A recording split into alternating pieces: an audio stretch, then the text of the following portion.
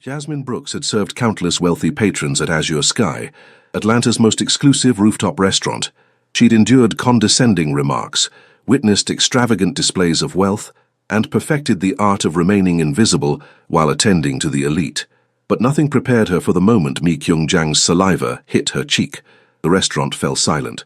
Yasmin stood frozen, tray trembling in her hands, as the elegant Korean woman sneered at her with undisguised contempt. "That's what happens when trash like you breathes near me," Mi Kyung said, her voice dripping with venom. Yasmin's vision blurred with humiliation. Every eye in the restaurant fixed on her, some pitying, others entertained by the spectacle. She'd worked 2 years at Azure Sky, endured night classes for her business degree, survived on 4 hours of sleep. And for what? To be degraded in front of Atlanta's wealthy elite. Then a voice cut through the silence, deep, cold, lethal. "Get out!" Yasmin's gaze shifted to the man rising from Mi Kyung's table. Seung-ho Lee stood 6'3" of contained fury, his white shirt unbuttoned just enough to reveal the head of a Korean dragon tattooed across his throat. His dark eyes promised violence, but he wasn't looking at Yasmin. The temperature in Azure Sky dropped 10 degrees when Seung-ho Lee stood. Yasmin watched, still rooted to her spot, as the man she'd assumed was Mi Kyung's devoted boyfriend turned the full weight of his attention on the woman who'd just humiliated her. "Seung-ho, darling," Mi Kyung began, her confident smirk faltering. "I said get out." His voice remained quiet, but something in his tone made several nearby patrons shift uncomfortably in their seats. "Now?" Mi Kyung's perfectly made-up face twisted with confusion and anger. "You can't be serious. Over some waitress? You're nothing to me." Seung-ho pulled out his phone, never breaking eye contact with Mi Kyung.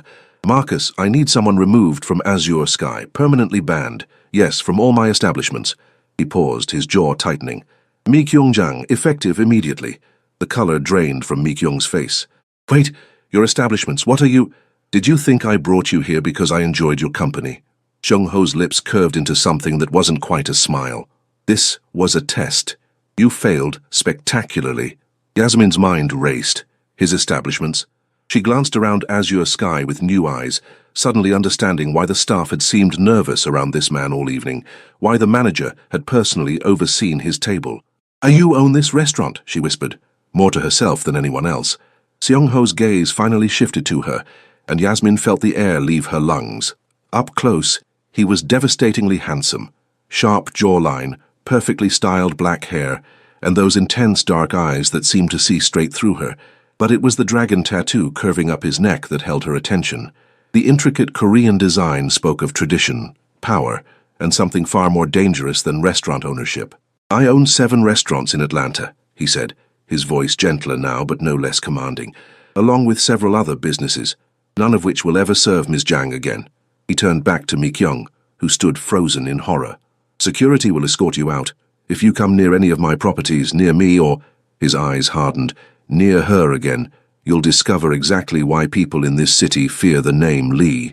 2 large men in dark suits materialized from the shadows. Yasmin hadn't even noticed them before. They flanked Mi Kyung, who looked between them and Seung-ho with dawning terror. "You're insane," Mi Kyung hissed. "My father will—" "Your father does business with my family. I suggest you ask him what happens to people who disrespect us." Seung-ho's expression remained impassive. "Now get the fuck out of my restaurant." The security team escorted a stumbling, humiliated Mi Kyung toward the elevator.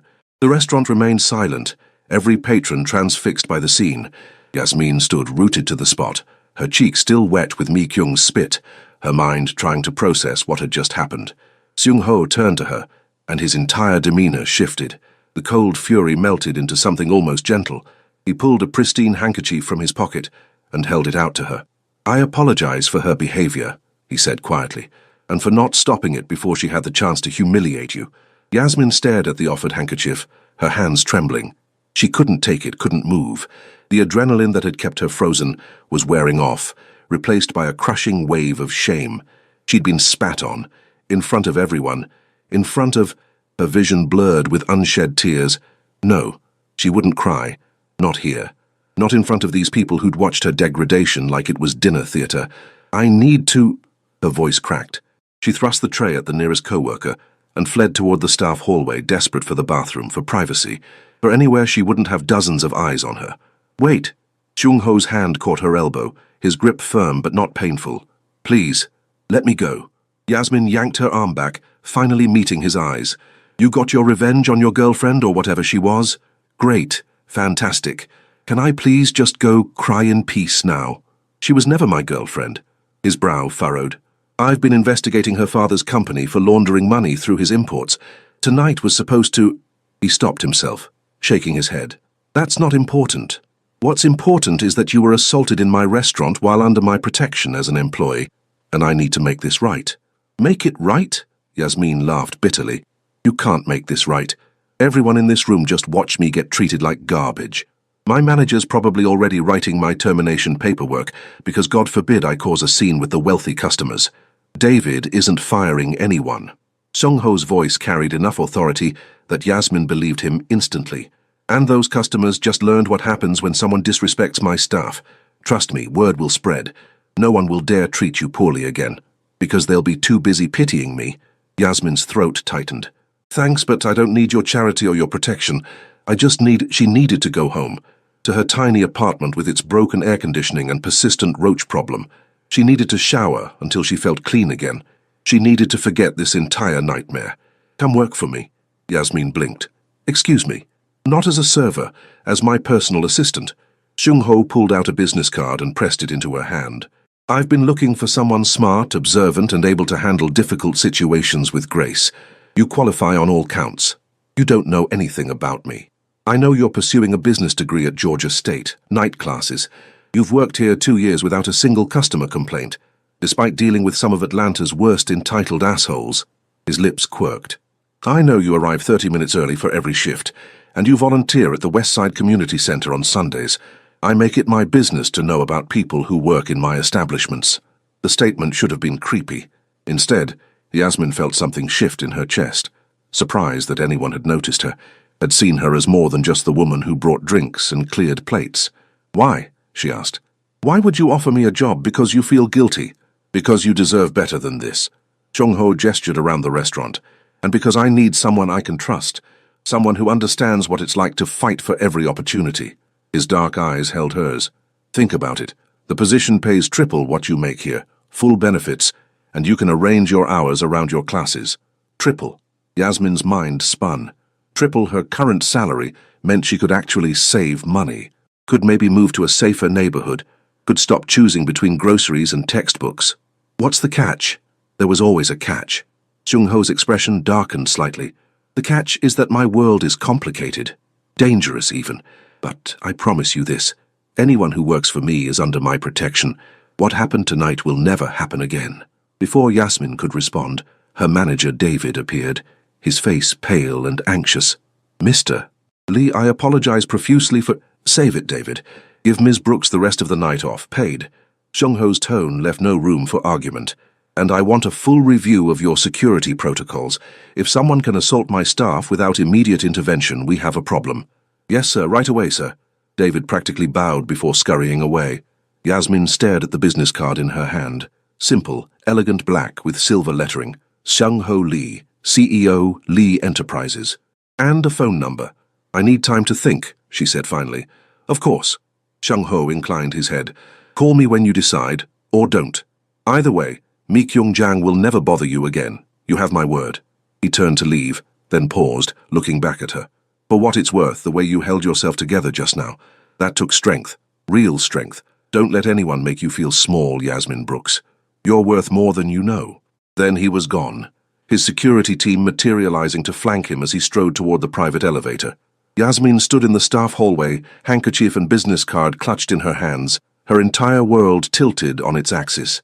She had no idea that answering that phone call would change everything. Yasmin didn't call for 3 days. She threw herself into her routine. Morning shift at Azure Sky, afternoon classes, evening study sessions at the library. The restaurant staff treated her differently now, some with pity, others with newfound respect. David had pulled her aside her first day back to assure her that Mr. Lee had personally guaranteed her position and promised a raise, but it was the way other patrons behaved that truly unsettled her. News of the incident had spread through Atlanta's elite circles like wildfire. Wealthy businessmen who'd never made eye contact before now treated her with careful politeness. Women who'd snapped fingers at her now said, "Please and thank you." all because Seung-ho Lee had claimed her as under his protection. The phrase bothered her more than she wanted to admit. She didn't need a man, especially not some wealthy Korean businessman with mob connections, because let's be honest, that's what the dragon tattoo and the security team and the fear in people's eyes meant. To protect her. She'd survived her whole life without anyone's help, but triple the salary whispered seductively in her mind every time she checked her bank account and saw the depressing numbers. Every time her landlord texted about next month's rent, every time she had to choose between a textbook and groceries. On the fourth day she called. Seung-ho answered on the first ring. "I was beginning to think you'd decided against it." "I have conditions," Yasmin said, pacing her tiny apartment. "I'm not interested in being anyone's charity case or mistress or whatever this actually is." A pause. Then, to her surprise, Seung-ho laughed, a rich, warm sound that did absolutely nothing to her pulse. Nothing at all. "I have 7 restaurants, 3 clubs, 2 hotels and a dozen other businesses across Atlanta. I need an assistant to help manage my schedule, attend meetings, handle correspondence, and deal with various business matters. That's it. This isn't Pretty Woman Yasmin. It's employment." "Then why me specifically?" "Because you're smart, you're organized, and you don't take shit from people. Those are rare qualities." His voice softened. "And because you deserve a chance to focus on your degree instead of surviving paycheck to paycheck.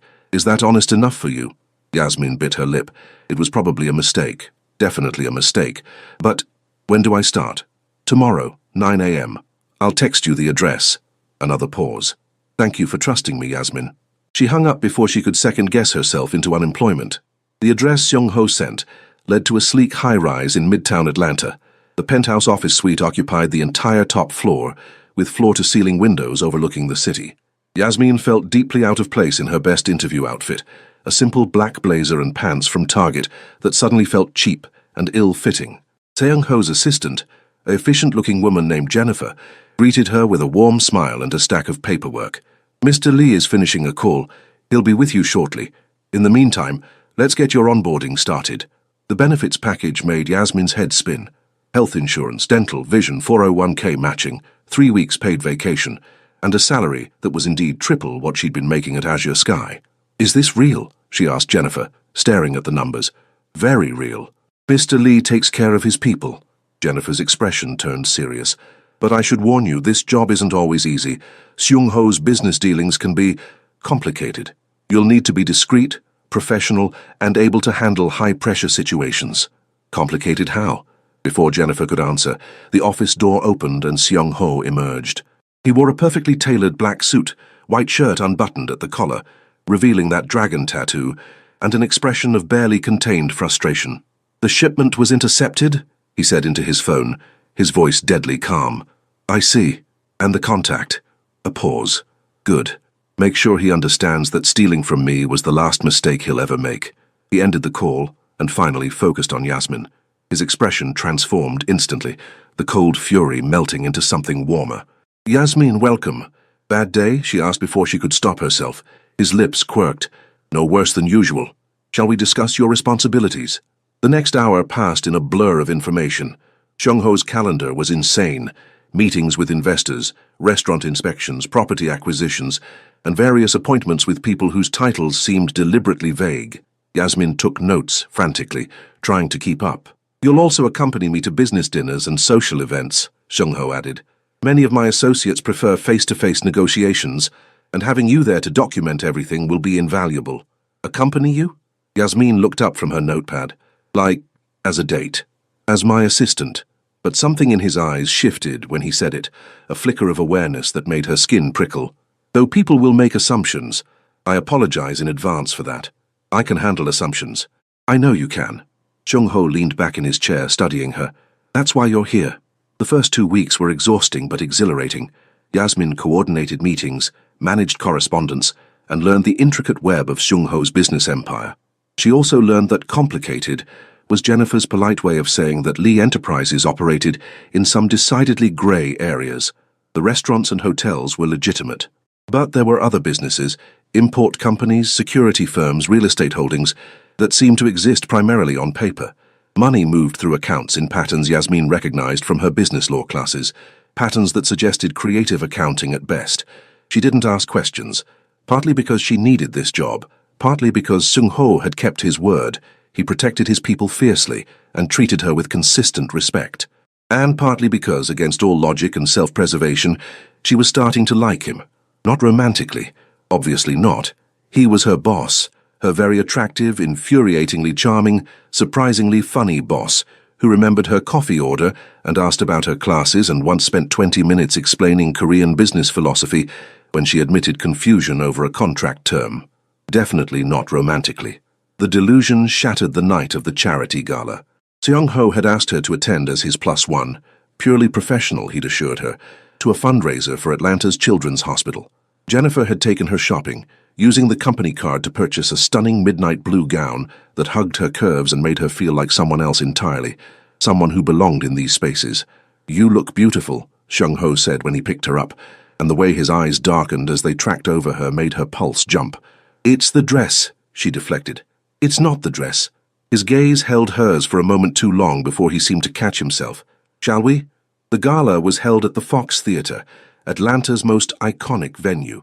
Yasmin found herself introduced to politicians, business moguls, and old-money families whose names she recognized from her city history classes. Everyone treated Seung-ho with a mixture of respect and carefully concealed fear. She was beginning to understand why. "That's Young-hoon Park," Seung-ho murmured during dinner, nodding toward a distinguished Korean man holding court across the ballroom. Technically a legitimate businessman, actually runs protection rackets on the west side. He sipped his wine. "We have an understanding. He doesn't interfere with my territory. I don't expose his operation to the FBI." Yasmin's appetite vanished. "Your territory?" Seung-ho turned to her, his expression unreadable. "Did you think I built this empire through restaurant reviews and good marketing, Yasmin? I thought—" She didn't know what she'd thought, or maybe she'd been deliberately not thinking about it. "My family has controlled a significant portion of Atlanta's, let's call it alternative economy, for 3 generations. He spoke quietly, his tone matter of fact. "We provide services that people need but can't access through legitimate channels. Protection, mediation, problem-solving. I took over from my father 5 years ago and have been working to transition more of our operations into legal businesses. So you're—" She couldn't say it, couldn't wrap her mind around the reality of what he was admitting. "The Korean term is jopok, organized crime in English, though I prefer to think of myself as a businessman who operates in unregulated markets." His jaw tightened. "I understand if this changes things. I can arrange for a transfer to one of the legitimate businesses, or provide an excellent reference if you'd rather leave entirely." Yasmin stared at him. She should run, should quit immediately and distance herself from whatever illegal activities he was involved in. "Is anyone being hurt?" she asked instead. "In your unregulated markets?" Seung-ho's expression flickered with surprise. "I have strict rules. No drugs, no human trafficking, no violence against civilians. The families under my protection are treated fairly. The businesses that pay for our services receive genuine security and problem resolution. I'm not a monster, Yasmin." "But you're not exactly legal." "No," he admitted. "I'm not." The admission hung between them, heavy with implications. Yasmin's mind raced through possibilities, consequences, the sheer insanity of continuing to work for an actual crime boss. Then she thought about her bank account, her ability to finally save money, the respect she'd gained, the safety she felt walking to her car at night knowing Seung-ho's security team watched over his people, the way he defended her against Mi-kyung without hesitation. "I have one condition," she said finally. Hope flickered across his face. "Name it." "Complete honesty. If you need me to do something illegal or dangerous, you tell me up front. No surprises. You have my word. Then I'm staying." Seung-ho's smile was genuine, warm, and made her stomach flip in a way that had nothing to do with professional courtesy.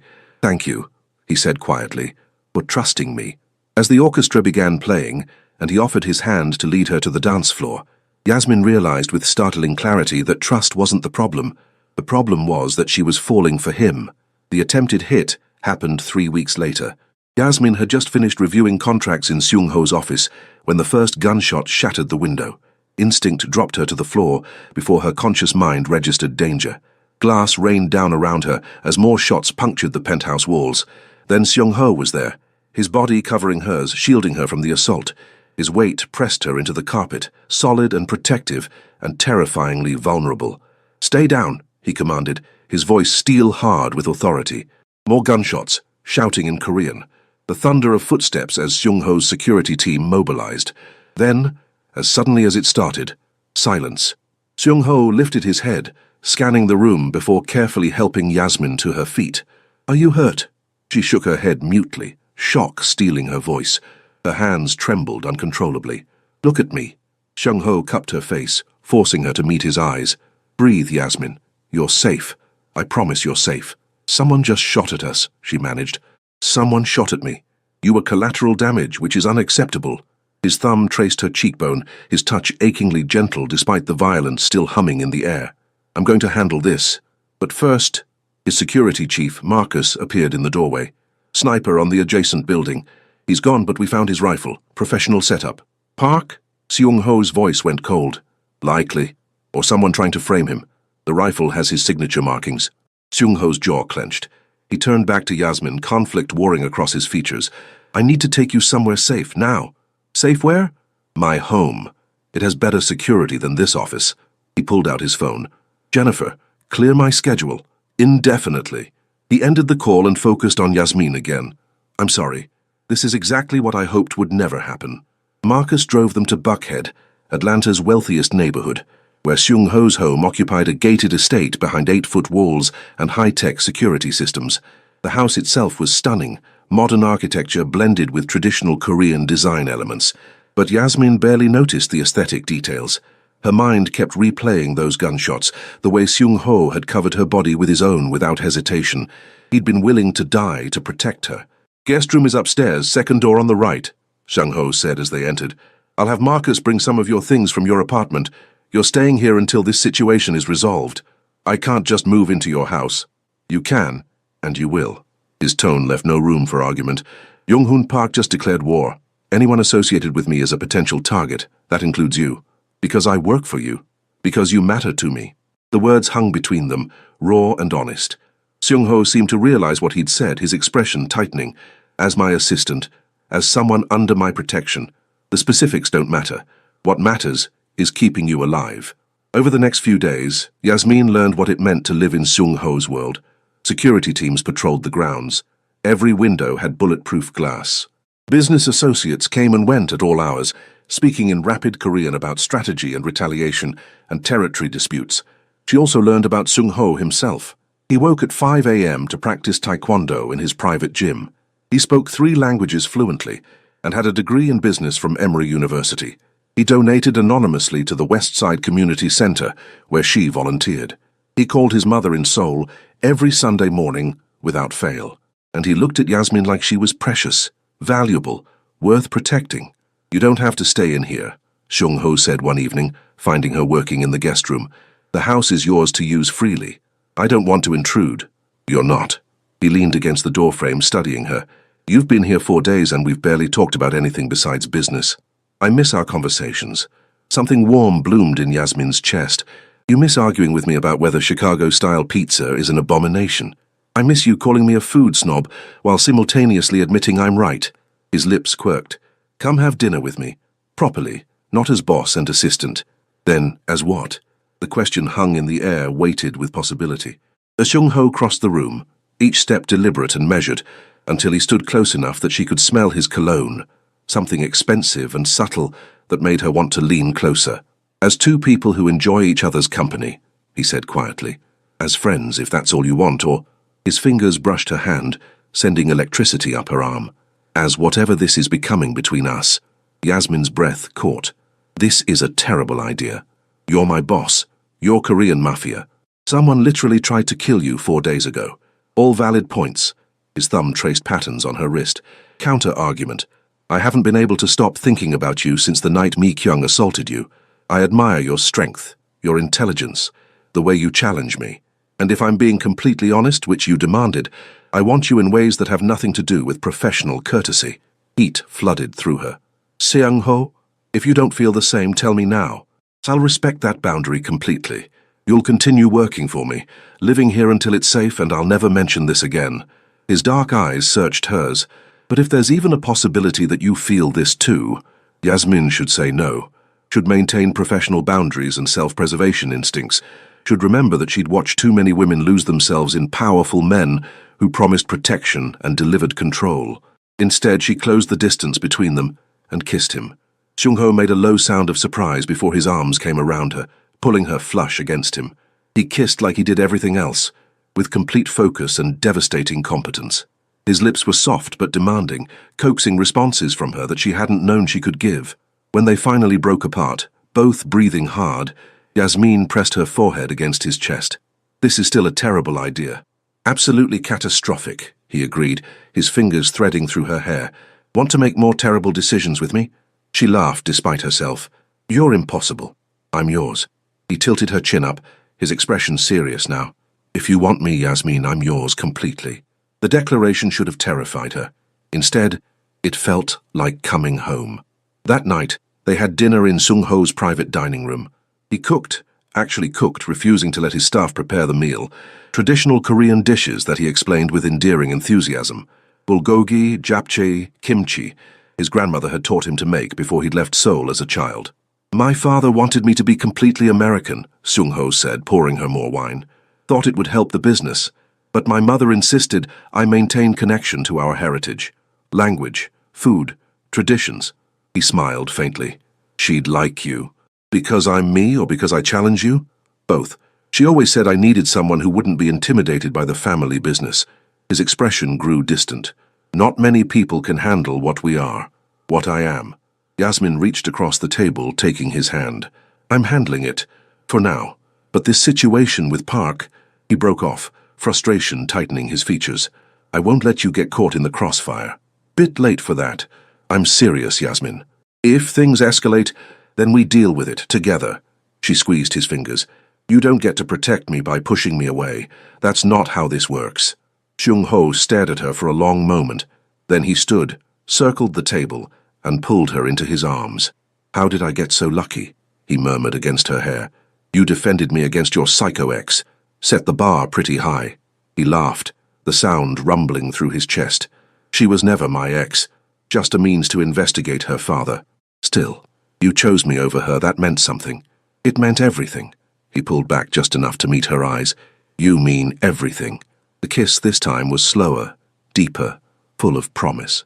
Yasmin let herself fall into it, into him. Consequences be damned. She didn't know that across town Jung-hoon Park was planning his next move. She didn't know that Mi Kyung-jang, humiliated and vengeful, had made a deal with Park to destroy Seung-ho. She didn't know that being Seung-ho Lee's woman had just painted the biggest target imaginable on her back, but she'd find out soon enough. The ambush came disguised as a routine errand. Yasmin had been living in Seung-ho's estate for 2 weeks. The situation with Park seemed to have cooled.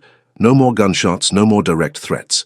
Seung-ho's security teams reported that Park had pulled back his aggressive moves, possibly negotiating through intermediaries for a peaceful resolution. They'd been wrong. "I need to pick up some documents from the West Side property," Yasmin told Seung-ho over breakfast.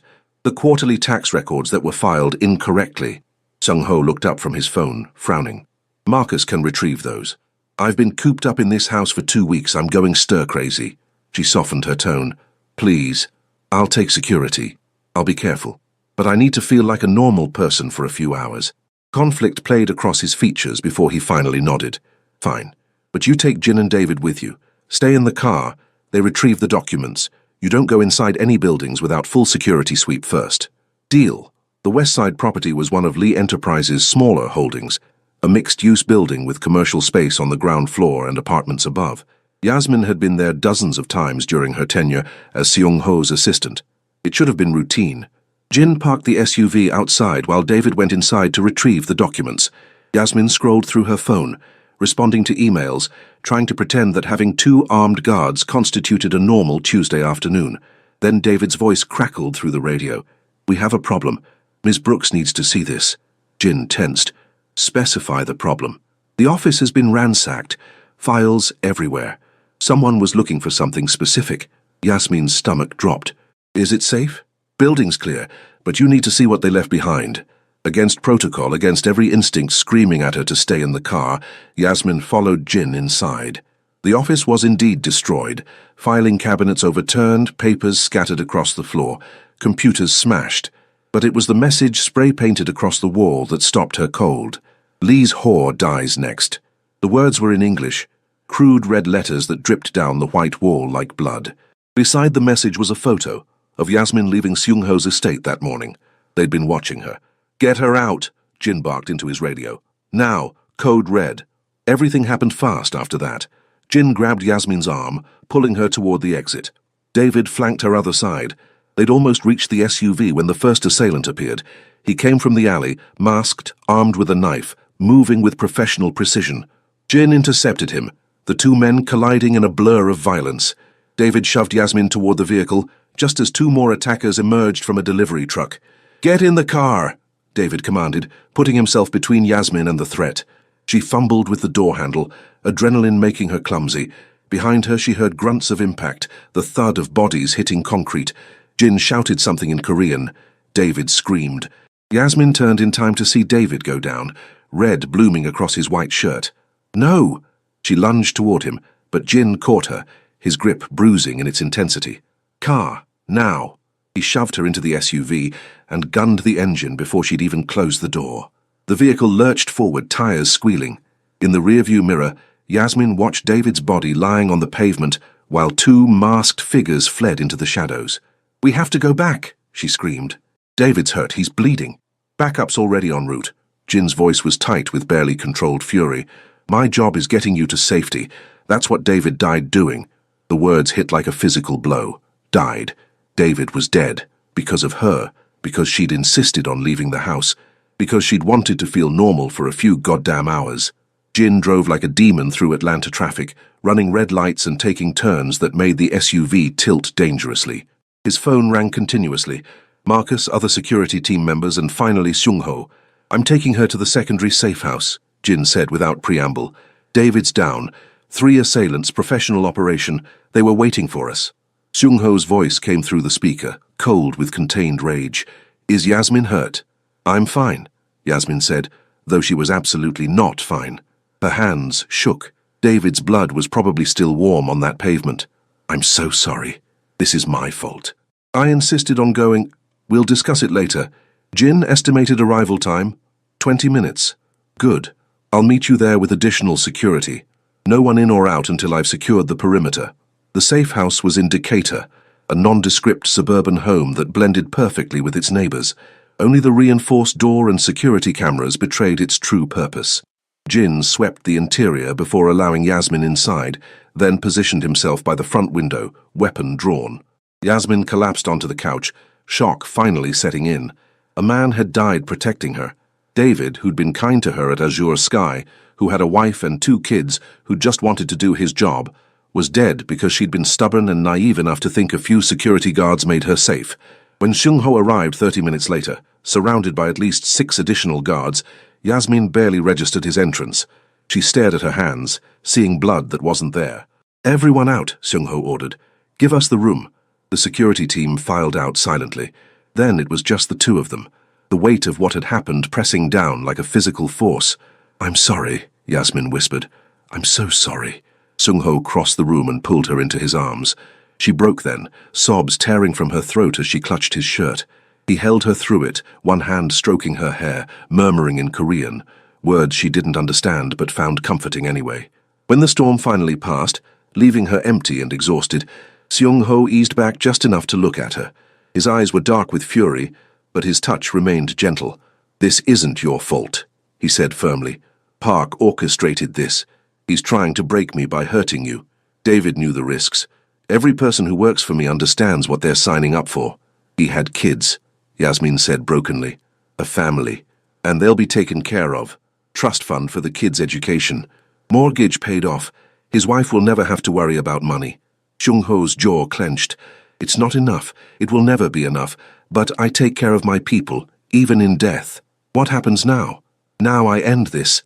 The cold rage in his voice made Yasmin shiver. "Park wanted a war, he's got one, but first—" He cupped her face, his thumb tracing her cheekbone.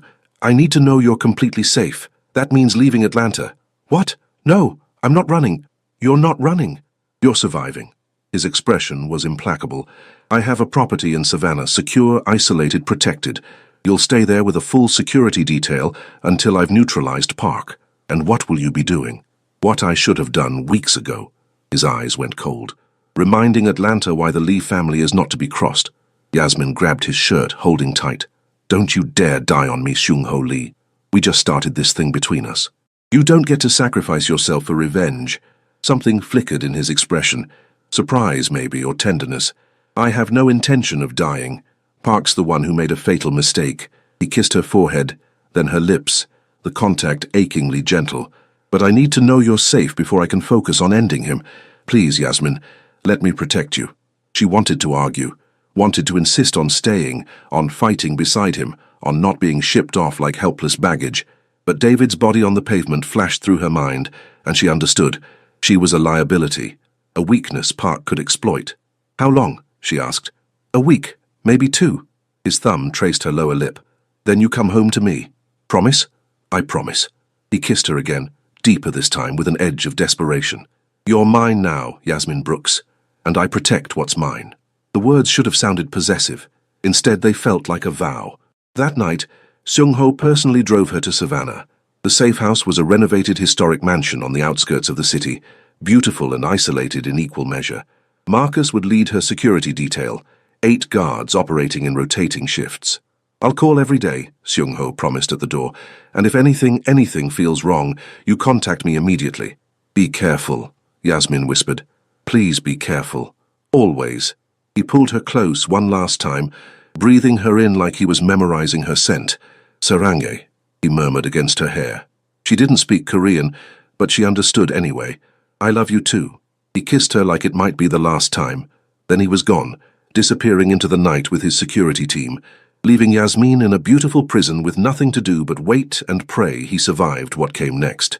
3 days into her exile, Yasmin received the video. It came from an unknown number, delivered via encrypted message. Against her better judgment, against everything Marcus advised, she opened it. The footage showed a warehouse. Seung-ho stood in the center, surrounded by his security team. Across from him, Jung-hoon Park knelt on the concrete floor, hands bound behind his back, face bloodied from what had clearly been a thorough beating. This is what happens, Seung-ho's voice said, cold and devoid of emotion. When you threaten what belongs to me. The camera angle shifted, revealing Mi Kyung-jang bound to a chair beside Park. Her makeup was smeared, her designer clothes torn. She looked terrified. You should have stayed away, Seung-ho continued, now addressing Mi Kyung directly. I gave you a chance to disappear quietly. Instead, you partnered with Park, gave him information about my businesses, helped plan the attack that killed one of my men. He crouched in front of her, his expression deadly. Did you really think I wouldn't find out? Please, Mi Kyung sobbed. I'm sorry. I loved you. You loved my money and status. There's a difference. He stood, turning back to Park. As for you, touching my woman was your first mistake. Killing David was your second. But your fatal error. His lips curved into something predatory. You forgot that the Lee family has been in this business for 3 generations. We know every player, every move, every weakness in this city. The video cut off. Yasmin stared at her phone, heart pounding. What had she just witnessed? What was Seung-ho doing to them? Her phone rang. Seung-ho's name flashed across the screen. Did you watch it? He asked without preamble. What are you doing to them? Park's being transported to a holding facility where he'll be questioned about his operation. Then he's being put on a cargo ship to South Korea, where certain business associates will ensure he never returns to the United States. His tone was matter-of-fact, like he was discussing shipping logistics rather than human trafficking. Mi Kyung's being sent to her father in Seoul with a detailed dossier of her crimes. He'll handle her punishment as he sees fit. You're sending them away. I'm removing the threats to your safety without committing murder on U.S. soil. A pause. I know you expected more violence, but I meant what I said about having rules. I don't kill unnecessarily. Exile serves my purposes just as well as execution, with significantly less legal exposure. Yasmin's mind reeled. And if Park comes back, he won't. The people receiving him owe my family considerable debts. They'll ensure his permanent retirement from the business. His voice softened. It's over, Yasmin. You can come home. Just like that? Just like that. Park's organization is being absorbed by neutral parties who've agreed to respect Lee territory. His lieutenants have been offered generous buyouts to switch allegiance or retire. Mi Kyung's father has formally apologized and offered reparations for his daughter's actions. A hint of dark satisfaction colored his tone. Atlanta's underworld has been reminded why we don't make moves against the Lee family. Yasmin should have been horrified by the casual efficiency of it all. Instead, she felt overwhelming relief. It was over. She was safe. "I'm sending a car for you tomorrow morning," Xiong-ho continued. "Pack anything you want to keep from the safe house. Everything else will be handled by my staff." "Where am I going?" "Home, to me." The raw emotion in those 3 words made her chest ache. "If you still want that." "Of course I want that, you idiot. I love you." Silence, then roughly, "Say it again." "I love you, Xiong-ho Lee. Your criminal empire, your protective instincts, your grandmother's kimchi recipe. All of it." His laugh was warm and genuine. "I love you too. More than I thought possible. Now get some sleep. You have a long drive tomorrow." The estate looked different when Yasmin returned. More like home than prison. Xiong-ho met her at the door, pulling her into his arms, before she'd even fully exited the vehicle. "Never again," he murmured against her hair. "You're never leaving my sight again. That's not practical or healthy." "I don't care." He pulled back just enough to kiss her, deep and thorough and claiming, "You're mine. I'm keeping you close." The possessiveness should have bothered her. Instead, it sent heat pooling low in her belly. "So what now? We just go back to normal?" "Better than normal." He took her hand, leading her inside. "I've made some changes to Lee Enterprises' structure. More legitimate operations, less grey area dealings. I'm transitioning the family business into something you can be proud to work for." Yasmin stopped walking. "You don't have to do that for me. I'm doing it for us. For the future, I want to build with you." His dark eyes held hers with devastating intensity. "I'm doing it because you make me want to be better than what I was. Better than what my father was." Tears pricked her eyes. "That's the most romantic thing anyone's ever said to me. Wait until you see what I had installed in your office." The penthouse office suite had been completely renovated. Her workspace now occupied the prime corner position with the best view of Atlanta's skyline. The desk was sleek and modern, with dual monitors and ergonomic everything. But it was the small touches that made her throat tighten. Framed photos of her family. A coffee station stocked with her favorite beans, fresh flowers in a vase. "You did all this in 3 days?" "I had motivation." Xiong-ho wrapped his arms around her from behind, resting his chin on her shoulder. "I want you to be happy here, to feel like this is truly your space, not just where you work for me." Yasmin turned in his arms, cupping his face. "I am happy, with you. That's all that matters." The kiss started gentle but quickly turned heated. Xiong-ho's hand spanned her waist, pulling her flush against him. She could feel his heart racing, matching the frantic pace of her own. "I want you," he breathed against her lips. "I've wanted you since that first night at Azure Sky. Tell me you want this too." "I want everything with you." She nipped at his lower lip, gratified when he groaned. "Take me to bed, Xiong-ho." He didn't need to be told twice.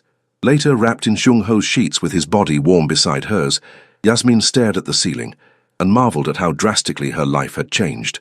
3 months ago, she'd been a struggling server, invisible to the wealthy patrons who'd never bothered learning her name. Now she was the woman of Atlanta's most powerful Korean crime boss, living in luxury, protected and cherished, and thoroughly loved. "What are you thinking?"